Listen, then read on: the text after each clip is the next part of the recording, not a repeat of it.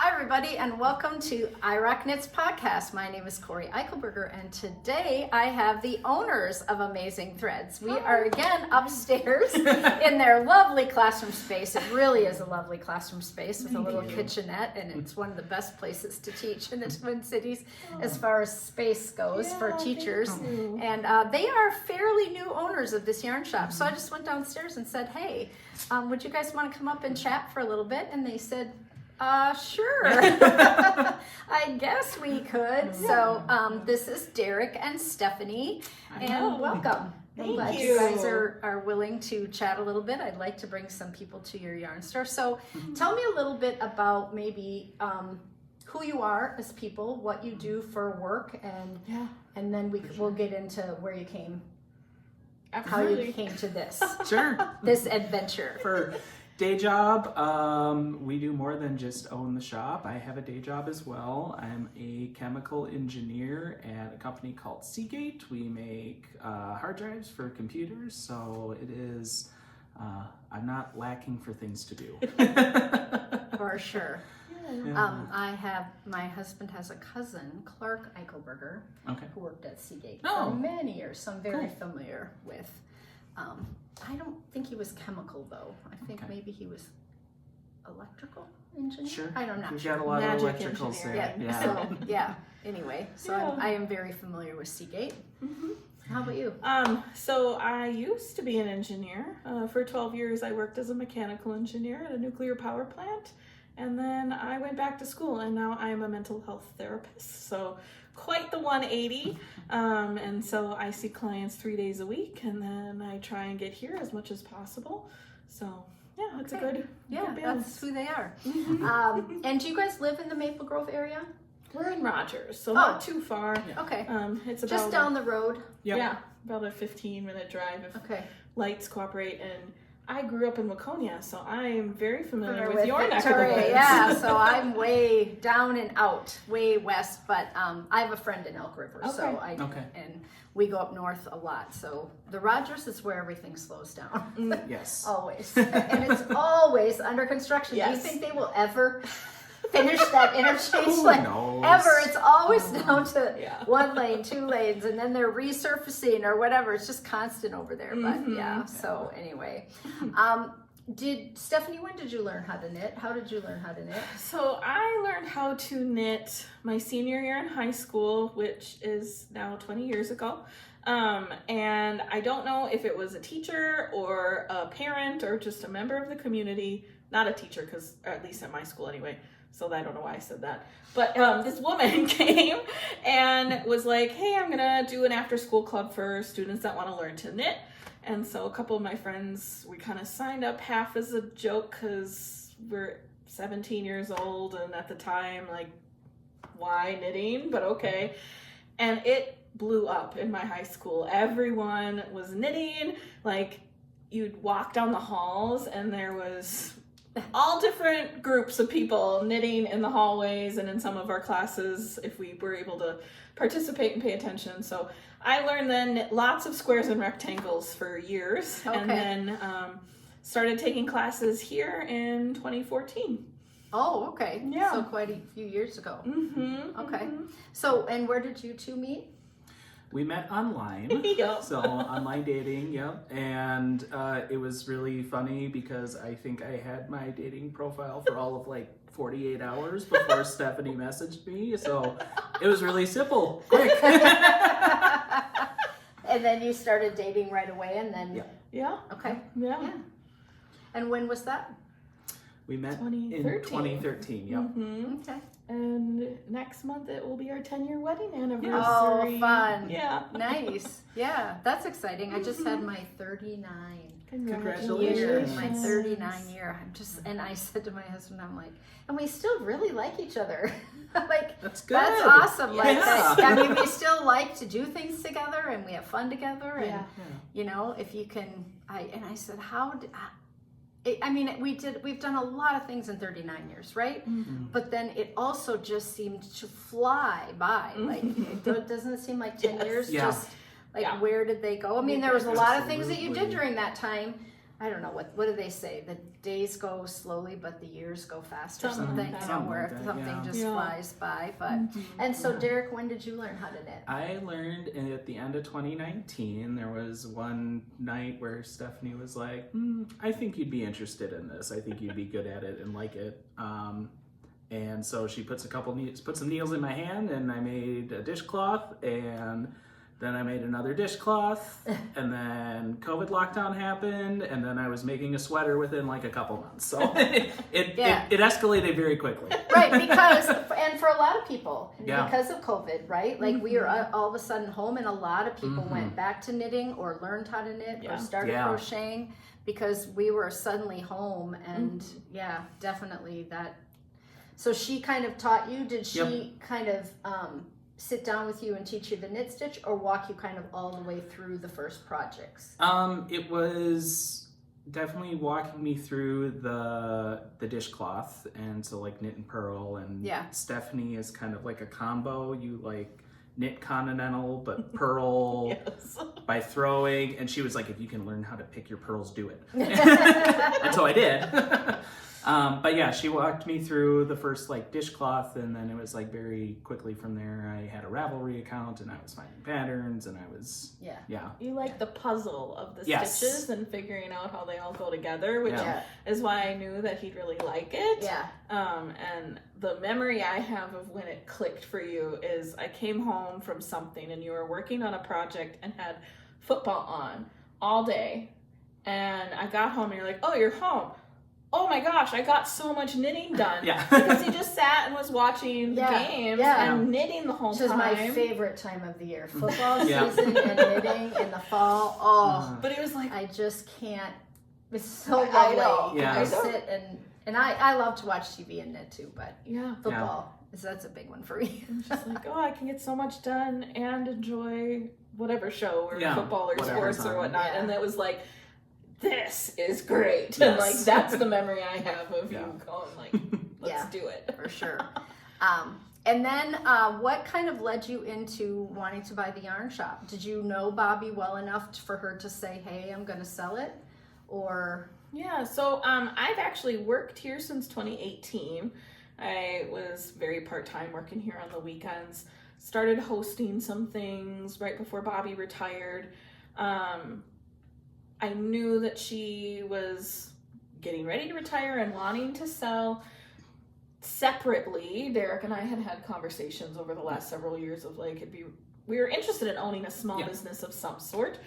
We kind of assumed it was either going to be yarn related, because that's one hobby, or board game related, because that's another hobby.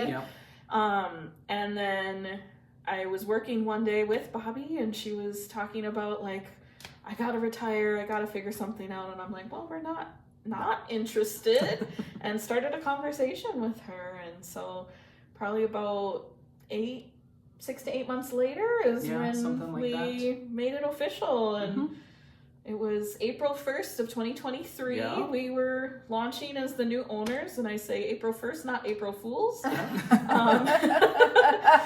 and I was very quickly thrown into my first yarn shop hop. So. That would have been. And he had never worked the shop hop before. Yeah. I had worked the shop hop because I was you had work here, that was his first hop ever, was as a new owner. It's very much baptism by fire. For sure. And did you have a plan that you both knew that you would be able to make it work with working? Because to me that seems like a leap of faith that you took to not be in the shop full time all day every day, right?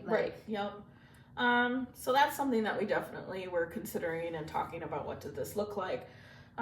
Thankfully, part of that plan was our staff, right? And so we're very fortunate to have a wonderful staff, and blessed that they all stayed on, right? And you knew them. I knew them. Yeah. So he started to know them because he started hanging out and doing stuff too. So they knew me. They were getting to know Derek, and part of. And they knew the shop. Yeah. So they had you weren't training new people. Correct. Right. Yeah. So that was definitely kind of getting settled in there, and I mean there was a lot. There still is, but a lot for us to learn with that, and just very grateful for our staff and helping out and helping keep it going with us. So. Yeah, so what are the store hours right now? 7 days a week. So Monday is 10 to 5. Tuesday through Thursday is 10 to 7. Friday and Saturday is 10 to 5, and then Sunday's noon to 4. Okay. So kind of middle of the week, we're open a little bit later. Yeah. And then on Tuesdays is when we have social stitching in the mornings and the evenings. And then classes usually are on Wednesday and Thursday evenings, and then Saturdays and Sundays. And then some of our evening events that we typically do Friday night after the shop is closed. So we stay here. One of our favorite events is Friday night stitching. So folks register for that. We feed them dinner and they get a little shopping discount. Yeah. It's just a really fun time together. So yeah, basically you're both working 2+ jobs of another full-time job A little bit. at the shop. Yeah, Yeah. for sure. Is your goal to have one of you quit working eventually, or no? That would be nice. It'll kind of be a thing of, we'll see how everything goes. But It probably more realistically would be like one of us could retire early and then work here a little more full time. But yeah, it'd be the dream. We're not there yet. Yeah, but we got time. no. I know my husband can retire this year, and he will never. It won't happen. This will never happen. Well, he's just a worker, and even if he retired, he would do something else. Sure. And he has a really good job, and why would he leave it unless it becomes really painful? So I was really encouraging them for a while. Then I thought, why? He doesn't mind going to work. He likes it. He never sits down. He's not a TV watcher. He's not a knitter. He's a car guy. He likes to restore old cars. So he could do that. And that's what I was kind of encouraging, like, do your passion. Which is what I've done for the last 10 years. Is my daughter went to college. I was trying to decide, do I want to go back to teaching? Do I want to do something full time? No, what I really always wanted to do was design and teach knitting stuff. And so I've just had such joy doing the passion thing, right? That I want him to experience that. But he's an introvert and real introvert, and I am just such an extrovert that I need to be around the people. I needed to get out and talk to people and be in shops and stuff, and he wouldn't. That's not necessary for him. So it was kind of a different. It's like a different thing. Is that are you guys opposites in some way? Is one of you more? It's been very funny. So normally even now, I'm very happy if it's like we don't have anything planned. I'm more than content to just sit at home and throw something on the TV or whatever. And I'm antsy, and I'm like, okay, let's go do something. Like, what's my friend doing? Like, hey, should we go do this? But since we've taken over, I have gotten a lot of joy out of people coming in and being like, I want to figure this project out, or I have a question on stuff, and helping them out. And it's like, if you would have told high school Derek, who had a job at Target, that he would be loving retail, he'd be like, what are you talking about? Exactly. No, for sure. Yeah. Well, let's show some of your favorite things, because the shop is a large square footprint, like square footage wise. And when Bobby retired, you guys got rid of some of the yarn lines and kept others, or did you keep everything? We haven't kept everything. It's kind of been a slow phase of different things. So some stuff we started to phase out, and some stuff we've been bringing in that's new. And I have 2 of our new things up here, and some stuff that we had before. And kind of one of the bigger trends that we were noticing around the time that we took over is our customer base. A lot of folks were leaning away from superwash and going to non-superwash, and so that's been a really big change of bringing in more non-superwash options. And so that's been kind of fun, getting to discover new dyers and bring that in. So which I'm doing now with this whole farm yarn shawl knit along thing that I have going on with some of the local farms, and deep diving into what yarns and what sheep they're raising and what they're making and what I prefer in sheep and what processing, what mills.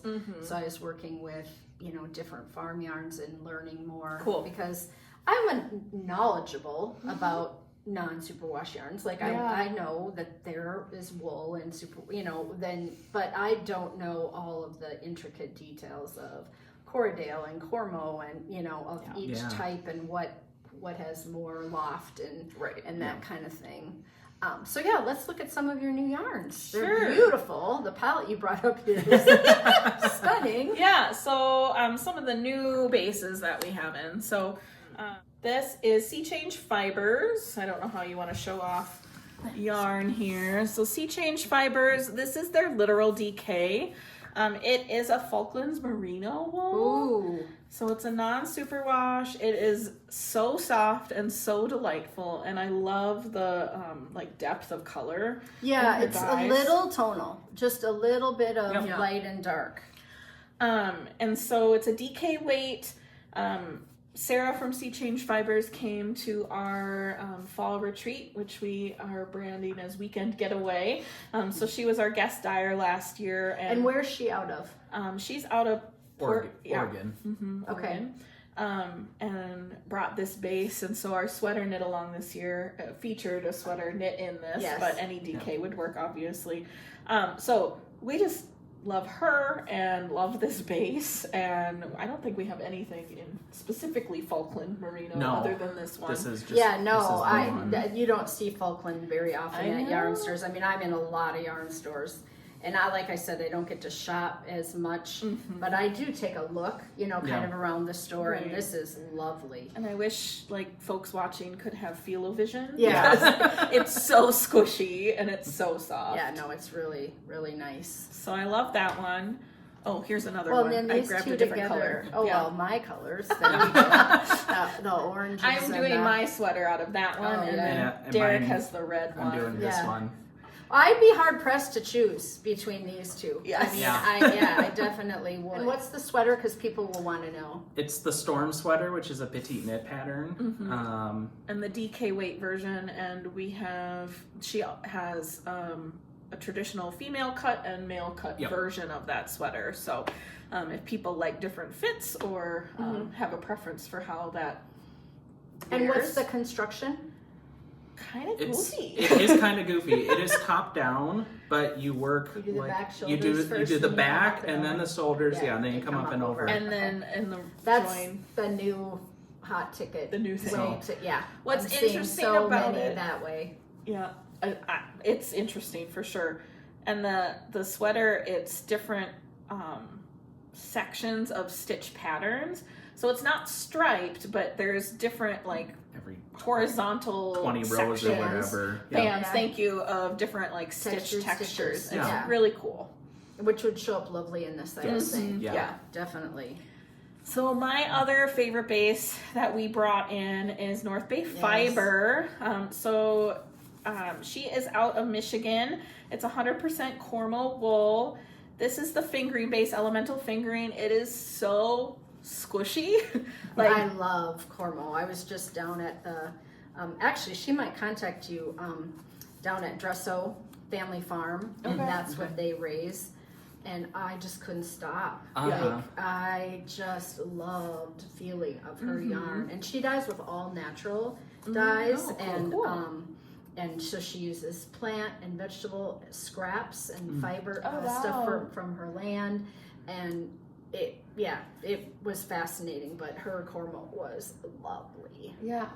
So when we took over, all of the fingering weight wool that we had was a superwash. So this was the first non-superwash 100% wool fingering weight that we brought in, and I think this was kind of our first, we found it and we're we obsessed. brought it in. Yeah. So it was oh, look at it, we're yarn store owners Yeah. now. So where do you find your yarns? Do you guys go to H&H? Yep, we go to H&H, and so we found lots of bases there. Yep. Some of it is just poking around on Instagram or Social whatever. media, yeah. for sure. Yep. So I had discovered her on social media, and then ordered just a couple of different bases just to feel and try out, and I was like, ooh, yeah, we need to get this. Yeah, for sure. And then this past fall, I didn't bring skeins of it, but I have a sample. We got the worsted version. So these skeins are the elemental fingering. we also got elemental worsted. So Okay. this is the Goran sweater, and it's knit in the elemental worsted, and this is like one of my favorite things that I made. We nicknamed it the Charlie Brown sweater because of the zigzag. Yep. But this is my favorite stitch pattern is a chevron. That's what my dog is called, Chevy. Oh, Because cute. my husband loves a Chevy and I love a chevron. So I love this. Yeah. So it's just the worsted weight version of the squishy yarn, and I love it.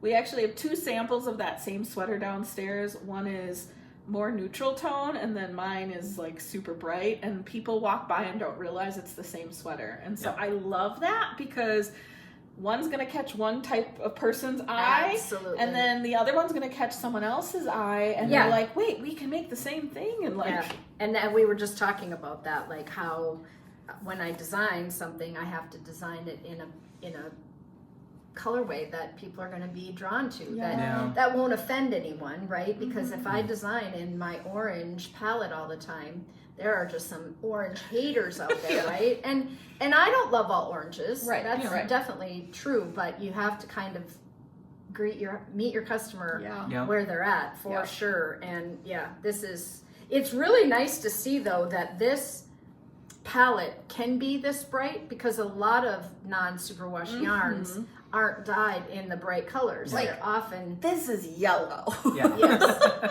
yeah, for sure. So she's definitely got a bright palette of yarns. This just feels lovely. And it holds the dye really well too. Yeah. Like when you block it, there's really no bleed or anything. Yeah. I mean, I definitely use color catchers because we want to play it safe, but right. there wasn't a lot coming out.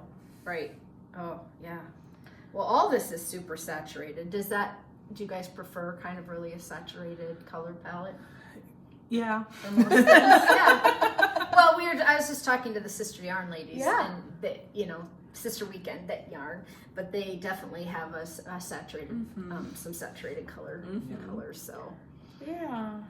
All right. So your turn for these yarns. Yeah, these ones are kind of the ones that we've had and keep on, but they are some of our favorites. So this is Labienne's Corrie worsted. Yep. I mean, not named for me, but should be. The Falkland Corriedale and a little bit of Gotland. I have some in my stash, but it's Corrie because of Corriedale, I think. Yes. Right? Yeah. But it is just so lovely to work with and knits up so beautifully. And I have a color work sweater that I'm working on that's actually in these colors. I was like, Yeah, this is why I grabbed them. I'm kind of allergic to those 2 colors. Just kidding. It's in timeout, not. But look at that blue. Yeah, it is so wonderful. Yeah, that's really pretty. That would be lovely. Are you doing a color work yoke and then the body is solid? Yep. Kind of a thing? It's Maxin Cyr's Goldstar sweater. Okay. It's the one that hit the video where someone was screen printed. He had posted a video that someone. It's that sweater. So I had a woman a few years ago that bought one of those online, thinking, "What is this?" And then she got a screen printed piece of plastic, fabric, and it was just hideous. It's just. And how many people are they scamming with that? I know.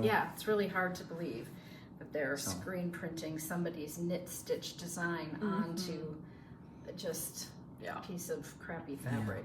Another one. This is Primrose Yarn Co.'s her homestead. Yes. That's the sport weight. We have both the sport and the worsted. Which is I hate to say knockoff of Spin Cycle, right? Like we're Same really idea. kind of getting into that where you have a color changing yarn and a lot of the barber pulling is going on and the price point is better, right? Like it's a better price point, which is how I first bought my first skeins of Spin Cycle like yarn a number of years ago. I was in Virginia and I was like, I haven't seen something like this before. And now we're getting more of it so that it's still expensive if you're not a knitter with a capital M for money, right? Like, for sure. It's over. It's kind of, but it makes. But and so I did things. One of the Prismarine shawls, and so instead of using I know it goes forever. Instead of using the Gusto Echoes, Oh, there. Yeah, I used a couple of skeins of the Homestead for the gradient. And this is Big Truck, which I'm a sucker for teals, so it was pretty That's easy really to pick. pretty. Yeah. The Thank stitch you. pattern is lovely. Who wrote this one? Alina Apasova. Okay. Yeah. Yeah. We got to meet her at H&H at the okay. market this Okay. spring. So And H&H is the trade show Yeah. that is held in Chicago and other places too, Germany and Mm-hmm. Yep. where they have all of the different people yeah, and it's big. It is. it's exhausting, right? Yes. To see all It's- of the folks and 3 days of very crammed, trying to Yeah. get a lot done. Classes, Classes. meeting new vendors, placing orders, following up with folks, Yeah. having little meetings. Yeah. It's a lot of running around, but Yeah. it's fun. Yeah. Mm-hmm. Well, and at least it's still going on in the industry there Yeah. for a while. It wasn't H&H and the guilds were trying to do Right. something back in the day and it was a problem, right? Yeah. For not being able to source. We had a lot more yarn sales rep doing a lot more traveling and trying to set up, and the yarn store owners were constantly having people in their shop Yeah. during those, right, when Yeah. they're busy and they're Right. trying to sell Right. yarn. And Yeah. I mean, that still happens, but this is a little different Yeah. venue for that. It Mhm. helps For to sure. not, be waiting on customers and trying to buy yarn and waiting on customers. And And it can also help, I think it helps the indie dyers to get their name out. yeah, for sure. Yeah. We have a couple of other beautiful things over there. Yeah. So this is probably one of my most recent finished objects. Oh, it's huge. It's taller than me, Yeah. side to side. Is that the back? No, this is the front. Okay. This is the glittering Snowscape Stephen West shawl by Derek. You're hiding behind it now. So any Stephen West pattern is giant, Yeah. but it was really fun until this took forever for me. I don't know what it was about just this process. Well, the border, you're going back and forth. Yeah. That's but I couldn't get my brain to settle that's into like that. triple the knitting, Yes. right? When you're adding a border like But that. it had yeah. such a lovely effect. So I did this. Oh yeah, you kind of have to do it. I but know. Yeah. I did mine out of Blue Sky Fibers Wool Stock Light, and I was debating between this color palette, which is like fading from cream to pinks and maroon, to like the blues. I think would be really pretty too. I taught this as a class not too long ago. So yeah. Yeah, he's just a master at all the stitch patterns, Yeah. all the textures, and Yeah. all this. This feels really nice too. Mhm. I bet it drapes really well. I mean, Yeah. this is almost like a lap blanket, though, isn't it? It's almost a lap blanket. I, was practicing like, how am I gonna wear? Like, what am I gonna do with this? Yes. And on me, I can drape it, and I think I can belt it and like wear it as almost a poncho. Like, it's huge. Yeah, yeah. Or a tablecloth. Yes. Yeah. Or a tablecloth. I mean, I have one that I have a Excuse me. high-topped dining room table that is square, and I have a circular shawl from back in the day, and it became the Well, I'm just tablecloth. thinking like on a half Yep. circle table. Yeah. Like it would Yeah. be Because at perfect. least it's displayed. I display a lot of my yarn in my house in jars and things because Yeah. I ran out of places to hide it. But like, why not? Why Yeah. not put it For out sure. somewhere so you can look at it because it's lovely. Thank you. It's really, really pretty. And then the last one, so this was our stops pattern for the yarn shop hop this past year. Yep. So our store theme was tulips, and so this is the tulips in bloom scarf, and this is my first pattern that I designed. Oh, good for you! I didn't know that. Yeah. I wasn't on the shop hop because I was teaching. Yeah. They moved my event, and so I was teaching for Yarn Fest. But everybody showed me all of the different ones, but I didn't realize you had designed Yeah. it. Good for you. So now you have a deep, deep appreciation for writing. Yes. You're a chemical engineer, so you know about technical writing. Yep. So you understood that, but Yep. writing something so that all the people in the world can Yes. understand it in Is all tough. the languages, but you're really only writing it in knitting language.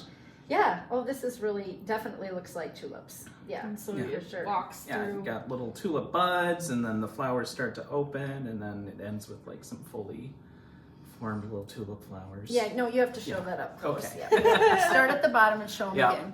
So we've got the tulip buds, and then they open up start to open up into some blooms, and then you get the nice full flowers at the end when I hold it in the correct side.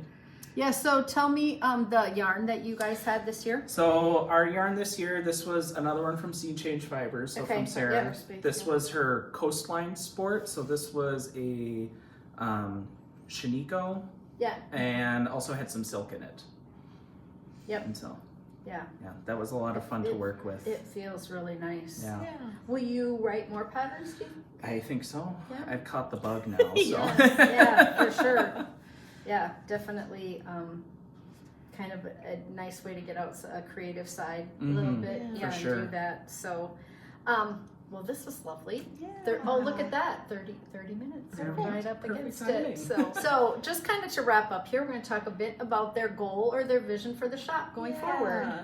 So one of the most important things for us is we really want people to feel welcome and feel part of a community. So it was really important for us from the get-go to create more opportunities for folks to come in, to learn, to have opportunities to gather, because we don't always have that. And so whether it's the classes or events here, but we also go out in the community and have social stitching at various places. Yes. And just creating lots of options for folks to come. Because they're and not have busy space. enough already. Right. They don't have enough going on that they really want to get out in the Yeah. community also and have events. But like downstairs, we created a sitting area that very first year. It was Yeah. kind of, if you've ever been to the shop, there's in the back corner, it was kind of a dead space. Yeah. And Yeah. so we put couches and chairs in there, and it's open to anyone who wants to come sit. Yeah. And then we just redid the clearance loft and put a chair in there. So it's not like you can have a party and have a whole Right. bunch of people in there, but it feels like a welcoming space. Yeah. And Right, so- and if someone, like, what has happened to me before is, like, I've had an hour between appointments, Exactly. and I would love to go to a yarn shop and just knit and not do it in my car, right? Yeah. And not all yarn stores have space for that, Yeah, right? for sure. But if you provide a chair or a Yeah. space and people know that they can come, Yeah. when I come in, I'm probably going to buy something. I'm probably going to see something that I Right. haven't seen before. Sure. And so that makes sense that there would be a space for that, Yeah. you Yeah. know? And in our clearance loft, part of what we did is put pictures up of different events and things that we've had, and like from Shop Hop or from our retreats or from events we've hosted here or guest dyers coming in. And so our hope is that people that come up and see that will, like, even if they themselves aren't on the wall, will see themselves reflected in that. Yes, And so we absolutely. really just want it to feel like your store. Be coming come back and teach in the fall, because I have taught between aisles of yarn in a yarn store with 2 chairs set Oh, up. wow. Because there are yarn stores that do not have Yeah. a table, you know, maybe a Yeah. card table, but Right. you know, there's not a space. So Mhm. the fact that you guys have this, there are 3 big tables up here with like 8 chairs around each table. I mean, they we have can fit put 18-ish people here Comfortably. fairly comfortably. Yes. Yeah. Yeah. So it's just a really lovely space with tons. I'll tell a quick story to you guys. Please. Sure. Before you owned the shop, I taught my 50 Shades of Shawls class up here. And I taught 50 Shades of Sweaters back to back. So it was like 3 hours in the morning, 3 hours in the afternoon type of thing. And the sun was shining in these back windows so brightly. And there was a lady sitting in this back, and it was warm. It got warm. And she just fell asleep. In my class, and she was just back there, and the next thing I knew, she was out. And I thought, as long as she doesn't start snoring, I'm not gonna say a She thing. was cozy. She was an older woman, definitely, and it was time. Like, you know, 3 hours is a long Yeah. time for a class. There are so many. But the big events that I do, they want 3 hours. That's Right. what they do. That's what you have to do. So you have to put enough things together to make that 3 hours. Right. But every time I come up and look at those windows, I think those windows made that woman so nice and warm and cozy that she just took a little snooze. And Cute. I don't know that anybody else probably noticed Yeah. too much, and I thought, I'm not going to call her out. Like, what are you going Right, to do? yeah. You know? But she just snoozed through about 20 minutes of my class, and then she woke up, and I didn't look at her, and I thought, Funny. you know, but that's what I remember about this space, so it's kind of cute. Okay, thanks everybody for Thank watching. you. Please check out Amazing Threads. You can go to their website. If you saw any yarns today that you want to look at or order, you can always call the shop and ask if you have questions or you want help picking out a couple of things, but we definitely want to support our local yarn stores. So thanks you guys so Thank much. you so Corey. much.